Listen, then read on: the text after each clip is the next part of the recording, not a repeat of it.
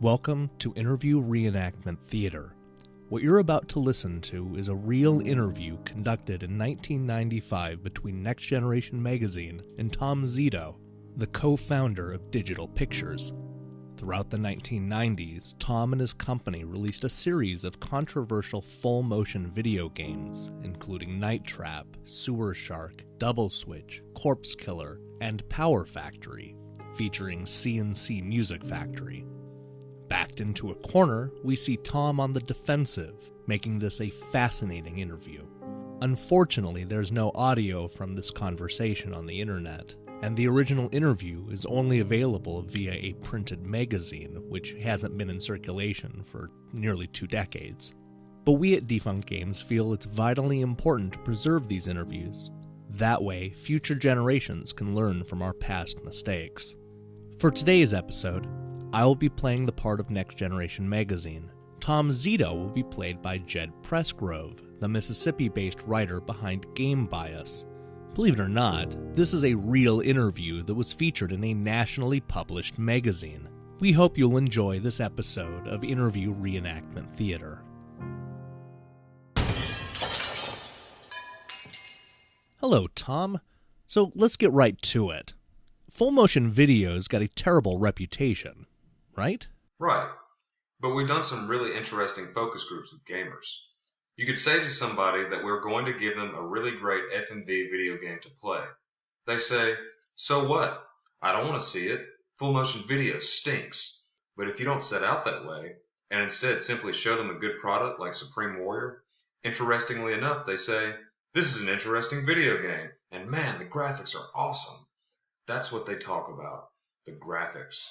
It's better than Doom because they're real people. They're real people. Is the real-life look the single biggest advantage in using full-motion video? We think of the camera as a sourcing device for in-game graphics. Could graphics be done in other ways? Sure. But would they be as effective? Probably not. If you look at Maximum Surge, does the experience of playing that game change because you find yourself in a battle with Yasmin Bleeth? I think it does. Of course, it still needs to be a good game. If you look at Quarterback Attack, there's no way, in my opinion, that even the best computer graphics or the best polygon rendering capabilities could do the same job of really simulating what it feels like to be down on a line of scrimmage with 11 300-pound guys who want to kill you. Sure, but full-motion video games are notorious for their lack of player control, and a football game with no player control would suck. There's an FMV football game that came out from one of our competitors called Quarterback Challenge. You were the coach, you decided what play to run, and then just sat back and watched it. Now that's a crappy FMV game. Now what we try to do is say, what kind of experience can we deliver to a player that he couldn't have without film? And that's what we deliver in Quarterback Attack. And you believe that video offers a sense of realism that computer graphics never can? What we do is put people in worlds that they would otherwise never experience. In Supreme Warrior, you actually get a chance to go up against 12 of the best real martial artists in the world. To me, that's a much more interesting place to be than watching myself represented on a flat screen, flailing away at a cartoon. Sure, it's great to watch the characters in Virtua Fighter 2 because they are beautiful. They are art creations unto themselves. But you'll never get that fear for your life that you get in Supreme Warrior when one of the bodyguards is about to pummel your face. But even when playing a full-motion video game, you know it's not really real. You still have to muster a significant suspension of disbelief to get over the fact that you're just looking at a TV set in the comfort of your own home. So if you can make the jump in imagination big enough to get over that, surely you can get into the characters in Virtua Fighter 2.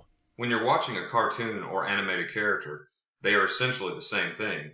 There are certain emotions and unavoidable human reactions that you leave at home. Sure, you have all the pride of watching your animated character pummel an enemy into the ground, but there are certain human gut reactions that can only be triggered by seeing another human. Real people produce real reactions, and that's what we're after. For example, I personally could never really care enough about the Princess Zelda to spend the 40 hours I needed to spend battling through the forest in order to rescue her. But don't graphics essentially become invisible once you've gotten into a game? Aren't they merely a visual metaphor for the battle of reflexes and strategy between the player and the guy who created the game's AI? In the case of computer graphics, maybe. But I believe that film is always new and always stunning.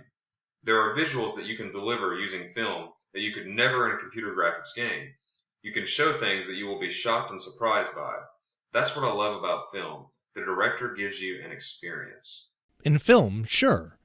But when you're playing a game, after a while, you don't really notice the resolution of the enemy. You simply realize that there's an enemy there and you have to kill it. Okay, so what do you think makes Dark Forces a better game than Doom? From a conceptual point of view, it's the fact that the game takes place in the Star Wars universe, a world that we're all familiar with. Absolutely. And in my opinion, the best thing about Dark Forces is all the little things they do to cheat you into believing that you really are inside a Star Wars movie. Because that's where the emotional resonance of that game comes from. It's the simplest things that they do which I think are brilliantly effective. Like they have a guy who sounds just like a stormtrooper in Star Wars saying, "You, leave this area immediately." The credits scroll like on the movies, the music's there, they continually remind you that you are in the Star Wars universe. And this adds a lot to the game. Now we at Digital Pictures are doing a similar thing with our games. We offer real, believable worlds. And because we're using video, we're better at it than even LucasArts. Okay, so how do you explain the fact that games like Pong, Pac-Man, and Asteroids, games with the most basic of graphics, were such big hits? I would answer that with a question. How many people this year went out and bought Activision's Atari 6-pack of these old games to the PC? Not many. Sure, the games are terrific. Pitfall, Missile Command, River Raid. But no one wants to play them now. Back then when they were hits, they were the only games around.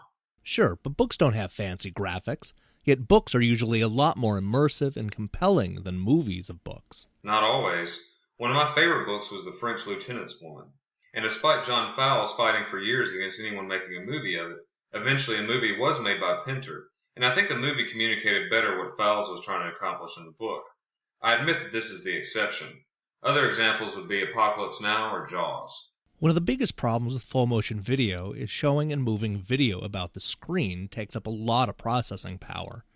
Essentially, if you're going to use video, you're going to have to sacrifice some measure of controllability because the player is simply turning on or off a different video clip. Doing a game like Maximum Surge, first and foremost, we sat down and said, let's give somebody a good game to play. And then we backed up from there and said, where can I steal away certain amounts of interactivity so that instead we can immerse people in a world that is so real that they enjoy being in this world a lot more than being in the Doom world. So, how does stealing away certain amounts of interactivity translate to gameplay? The reality is that in Maximum Surge, there is a sequence in which you have to fight your way down corridors, shooting bad guys, hiding behind barriers, and dodging bullets. Now, we have stolen interactivity to the extent that you can move forward and backward down the corridor only in 4-foot increments. In Doom, however, you could take steps of just a few millimeters. How much of a sacrifice or hit have we taken in the game design to do that? I think we know that pragmatically, it's not a whole lot. Stealing interactivity is a crucial key concept here. The easiest and most accepted way of stealing interactivity is a technique often used in graphic adventures. For example, your character is in a room, and you want him to walk over to the window and open it. In this instance, it's perfectly okay for the player to just click on the window and have the character walk over to the window by himself. It's kind of redundant to make the player have to guide him over to the window manually. In this instance, you can steal interactivity and cut to some impressive graphics. But Maximum Surge isn't a graphic adventure, it's an action game. Surely, in an action game, stealing interactivity is perilously dangerous. We're sacrificing something in order to give you something else. So what if the next camera step forward is 4 feet? Instead of giving you a camera step of 2 feet, I'm giving you another target so that you can kill somebody. And you can kill that somebody with a degree of payoff. You see a real person, which you never can see even in Doom. But to create the true feeling of immersion into the game, how the world looks is only half of the battle. How it feels to move around the world is of equal importance. Surely, to a certain extent, if a player tries to take a 2-foot step, or tries to attack a bad guy from behind and realizes that they can't, because you have stolen that level of interactivity, then the illusion of being in a real world is ruined. The feeling of immersion is shattered instantaneously. Sure, and if this game begged in your mind the question, what does the enemy look like from behind, and you could never see, then sure, it would suck. Well, we designed it such that by the time you may think about that, you have new enemies to deal with. When you talk of limiting the degree of interaction to what is only useful and interesting, that's not really a choice that you're purposely making. It's a reality forced by the power limitations of the machine. You couldn't provide as much interaction as a game like Doom in a full-motion video-based game. So to say that you choose not to is, perhaps, a little audacious. It's a combination of choice and technical limitation, but as it is right now, I think there is more gameplay in Maximum Surge than in Doom. But in trying to provide both graphics and controllability, there has to be some sort of trade-off. You can have a great-looking game in which every image looks like a photograph, or a very simple game over which the player has ultimate controllability. A computer can only do so much work, so you can't have both. So in trying to provide both great graphics and smooth controllability, there is some sort of trade-off between the two. How do you decide where to steal interactivity and sacrifice one over the other? You base your choice of how much graphics, how much interaction, on game design choice and experience. For example, in Quarterback Attack, we offer an experience that cannot be matched by any other product on the market. Sure, in our game you can't do something like turning around and running the other way down the field like you could in, say, Madden.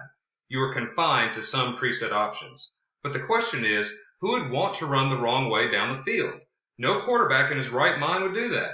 So how important is that to the game player? I think it's just a conceptual, hypothetical issue as opposed to any enhancement to the experience of playing the game. Instead, what we offer is the feeling that you're actually down on a field with 350-pound guys trying to throw a pass with a sense of verisimilitude. The only basic difference between our FMV-based game and one like Madden is that in the other games, you can do things that you would never do in a real football game, and you never fear for your life. Okay, but in a CG free space world like Madden, by the time you've picked your formation, picked your play, picked your receiver, maneuvered your quarterback manually into the pocket, dodged a tackle or two, and then finally thrown the ball, there's an infinite number of variations. There's a very real chance that every single play is unique, and that no one has seen the exact same play twice. It could be argued that this, therefore, is more real. If you think that all those plays on Madden look different, then we have very different definitions of different. To me, Madden looks like a TV screen full of little green ants. So I say, look, that ant is a millimeter over to the right this time. Big deal. Instead of simply having a game screen full of video, Maximum Surge looks like a traditional video game, but with pieces of video replacing computer graphics. The look is very distinctive. Basically, we've taken all the targets from the game and sourced them with real people, real video. So you have real Hollywood costumes and you have guys in alien suits, and these are unlike anything an artist or renderer will ever produce. Maximum Surge is really the first game in which we use the camera as a tool rather than as a recording device. Just as if you were going to create Doom, you would go to an SGI workstation and create all the pieces of Doom as computer graphics. In Maximum Surge, we have taken a video camera and done exactly the same thing. We then assemble an image that looks real, but in fact isn't. So why the change of direction from the traditional full-motion video-based games? That's for a couple of reasons. It's partially because the technology now allows us to do this. We couldn't do it, for example, on the Sega CD, which was the platform we started out on. It's partly because as we've learned how to make better and better games.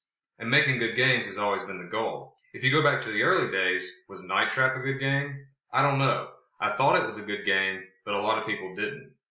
And because we can build on things we've done in the past. For example, in Ground Zero, Texas, we learned how to blow the living bejesus out of an android.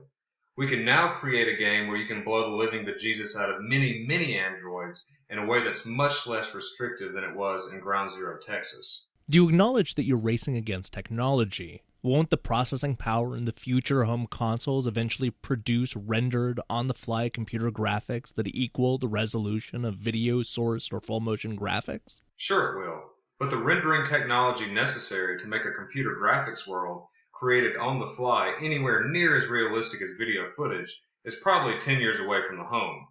To be able to get a rendered image at a price that makes sense for the home, that can give you the kind of nuance and subtlety that molecules and photographic films can is way off.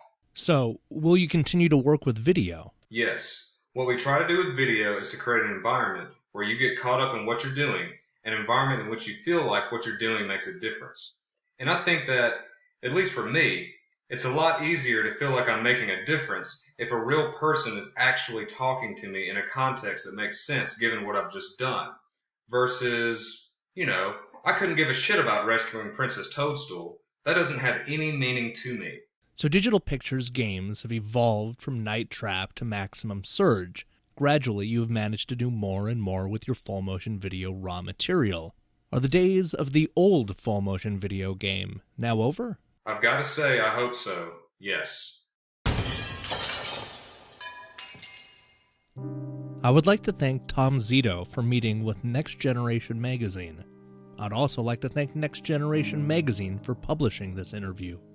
Without it, this reenactment would not have been possible. And a big thank you goes out to Jed Pressgrove.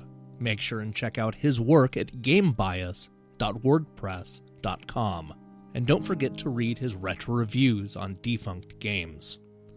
After this interview, Tom Zito continued his work on FullMotion video games. Set for a 1996 release, Maximum Surge was ultimately canceled. 6 years later, Digital Pictures went out of business. Next Generation was right. Tom was racing against technology. It wasn't long before those tiny Madden ants became as realistic as FullMotion video. Tom may still not care about saving Princess Zelda, but there's no question that video games have become more cinematic. Perhaps Night Trap had something to do with that. Thank you again for listening, and join us next week for another reenactment. For more information, interviews, and reviews, please check out defunctgames.com, and don't forget to follow us on Twitter @defunctgames.